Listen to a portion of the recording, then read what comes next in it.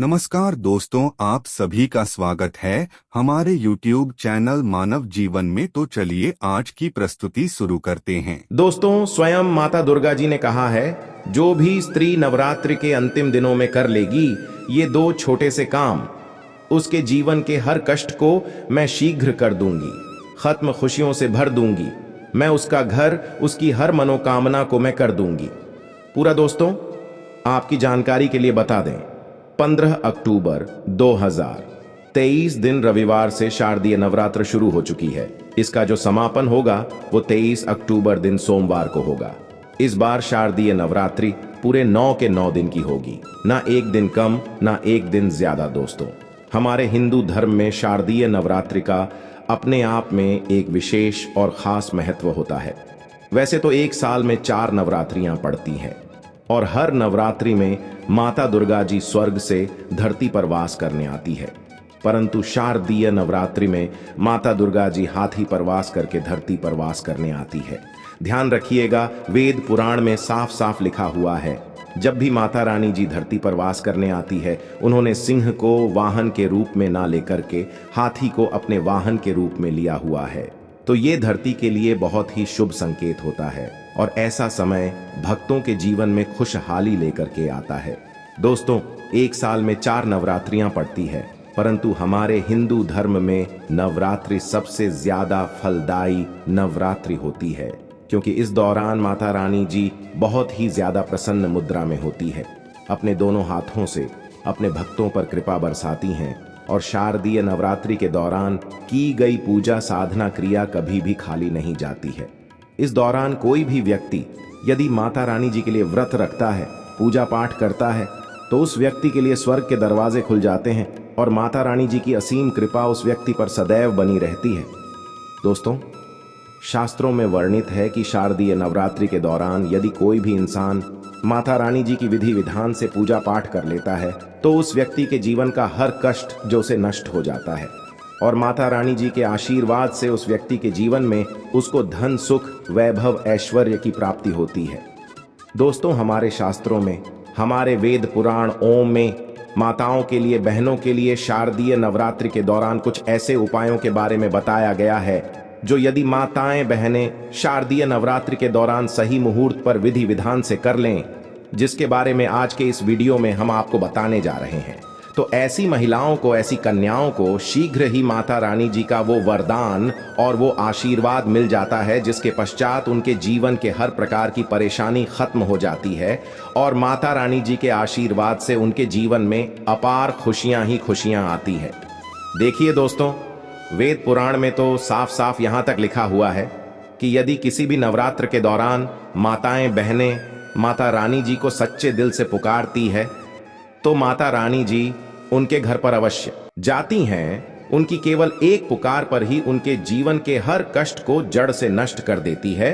और यदि शारदीय नवरात्रि के दौरान माताएं बहनें वेद पुराण के अनुसार वो उपाय कर लें, जिसके बारे में आज के इस वीडियो में हम आपको बताने जा रहे हैं, तो मान के चलिए माता रानी जी के आशीर्वाद से माताओं बहनों के परिवार के जीवन में एक चमत्कारी और सकारात्मक बदलाव आ सकता है।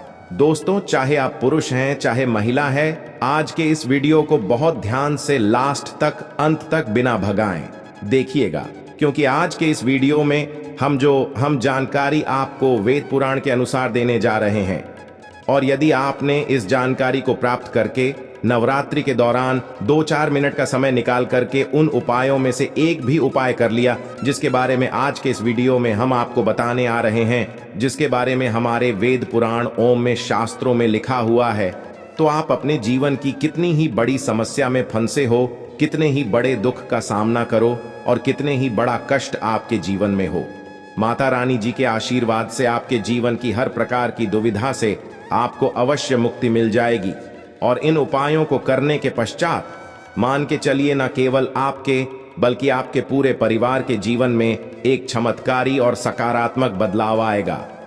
फिर हम आपको इस वीडियो में बताएंगे कि नवरात्रि के दौरान वो कौन सी ऐसी 2 चीजें हैं जो यदि किसी भी घर की महिला कन्या कर लेगी, तो मान के चलिए माता रानी जी की असीम कृपा उस महिला पे, उस कन्या पर सदैव बनी रहेंगी माता रानी जी के आशीर्वाद से वह महिला, वह कन्या अपने जीवन के हर प्रकार के कष्टों से मुक्ति और इसके जीवन में माता रानी जी के आशीर्वाद से उसको बहुत ही सुखों की प्राप्ति होगी।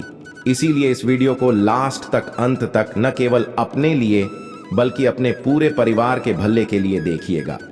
और यदि आप चाहते हैं कि माता रानी जी की कृपा सदैव आप पे और आपके परिवार पर बनी रहे, माता रानी जी के आशीर्वाद से आपके जीवन में धन की वर्षा हो और आपको कभी भी अपने जीवन में किसी भी प्रकार की परेशानी का सामना ना करना पड़े, माता रानी जी की कृपा से आपके घर की बरकत हो, आपके घर की उन्नति हो, तो दोस्तों पूरी सच्ची श्रद्धा और पूरे विश्वास के साथ कमेंट बॉक्स में जाइए और शीघ्र नारा लगा दीजिए, जय माता दी, जय माता रानी जी की।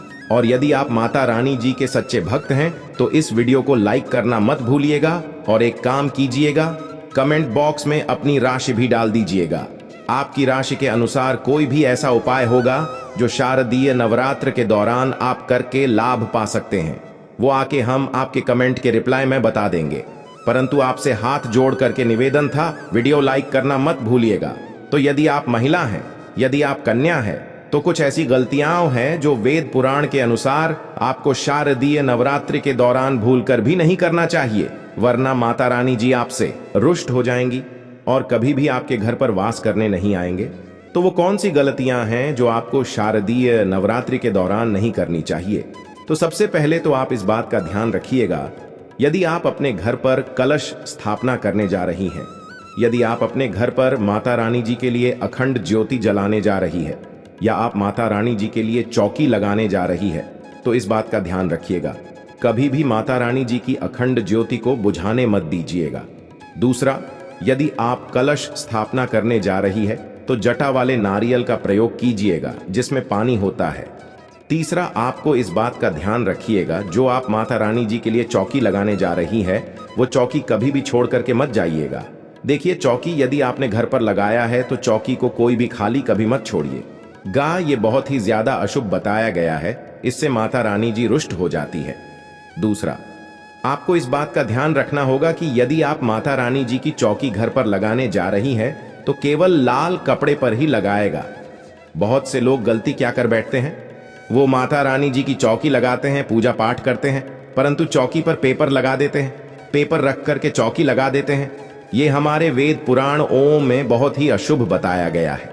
यदि आप पेपर रख करके माता रानी जी के लिए चौकी लगा रहे हैं तो इससे माता रानी जी आपसे रुष्ट हो सकती है और कभी भी आपके घर पर वो वास करने नहीं आएंगे। हाँ, माता रानी जी की चौकी यदि आप लगा रही हैं तो लाल कपड़े पर लगाइए, इस बात का ध्यान रखिएगा।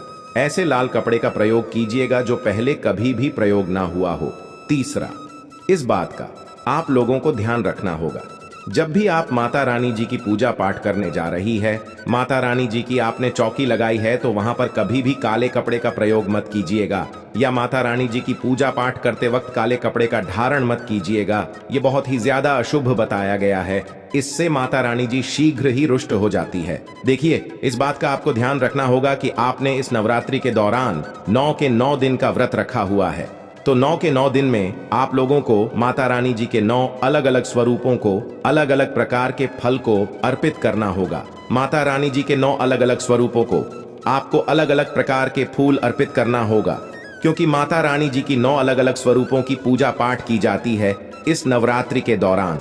और हाँ, यदि आपने 9 दिन का व्रत रखा है तो पेट भर कुछ भी मत खाइएगा, क्योंकि जिस व्रत में तपस्या ना हो, संघर्ष ना हो, वो व्रत कभी भी फल पलट करके नहीं देता है। आप यदि इन बातों का ध्यान दो, माता रानी जी की कृपा आपको अवश्य मिलेगी। नवरात्रि के पूरे 9 के 9 दिन में घर में किसी भी व्यक्ति को नाखून काटने दीजिएगा, नाखून काटने वाली मशीन का प्रयोग करने दीजिएगा। ये बहुत ही ज्यादा अशुभ बताया गया है। इसी प्रकार से आप लोगों को इस बात का ध्यान रखना होगा कि माता रानी जी की पूजा में किसी भी तरीके के चमड़े की चीज का प्रयोग मत कीजिएगा। देखिए, होता क्या है, बहुत सी माताएं बहनें नवरात्रि का जो व्रत रखती हैं वो माता रानी जी के मंदिर जाती है, चौकियों पर जाती है।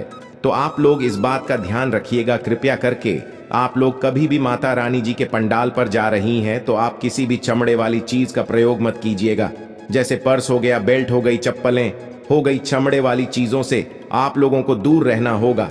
इस बात का आप लोगों को विशेष करके ध्यान रखना होगा, और आप लोगों को इस बात का ध्यान रखना होगा कि यदि आप नवरात्र के 9 दिन का व्रत रख नहीं हैं तो कृपया करके दोपहर में सोएगा नहीं। नवरात्र के 9 दिन कभी भी दोपहर में सोया नहीं जाता है। यदि आपने व्रत रखा है तो ये कुछ ऐसी बातें हैं जिनका यदि आप लोग विशेष करके ध्यान रखेंगे तो आपके जीवन में आपको किसी भी प्रकार की परेशानी का सामना नहीं करना पड़ेगा, और माता रानी जी की आपको कृपा भी मिलेगी। आपके व्रत का पलट करके आपको करोड़ों गुना लाभ मिलेगा। अब वो कहां से है? जो आप व्रत के दौरान यदि करेंगी तो माता रानी जी का आपको आशीर्वाद मिलेगा। तो सबसे पहले आपको इस बात का ध्यान रखना होगा कि यदि आप माता रानी जी के लिए 9 दिन का व्रत रखने जा रही है तो आपको लाल कपड़े पहन करके माता रानी जी की पूजा करनी होगी। देखिए, माता रानी जी को लाल रंग बहुत ही प्रिय है। यदि लाल रंग का प्रयोग करते हुए आप माता रानी जी की पूजा पाठ करेंगी तो आपकी पूजा सिद्ध भी हो जाएगी और आपका पूजा का पलट करके आपको करोड़ों गुना लाभ मिलेगा। दूसरा, आपको इस बात का विशेष करके ध्यान रखना होगा, जब भी आप माता रानी जी के लिए पूजा पाठ करने जा रही हो तो पूजा पाठ करने से चौकी के पास थोड़े से गंगा जल का छिड़काव कर दीजिएगा। गंगा जल का छिड़काव करने के पश्चात ही माता रानी जी की पूजा पाठ कीजिएगा। ये बहुत ही ज्यादा शुभ बताया गया है। तीसरा, यदि आप माता रानी जी की पूजा में माता रानी जी को लाल गुड़हल का फूल अर्पित करती है तो ये बहुत शुभ बताया गया है। देखिए, लाल गुड़हल का फूल जो होता है वहीं एक ऐसा फूल होता है जो माता रानी जी के 9 अलग अलग स्वरूपों को एक साथ अर्पित किया जा सकता है। तो माता रानी जी की पूजा में यदि आप लाल गुड़हल के फूल का प्रतिदिन उनको अर्पित कर रही है तो माता रानी जी के 9 अलग अलग स्वरूपों का आपको आशीर्वाद मिलेगा।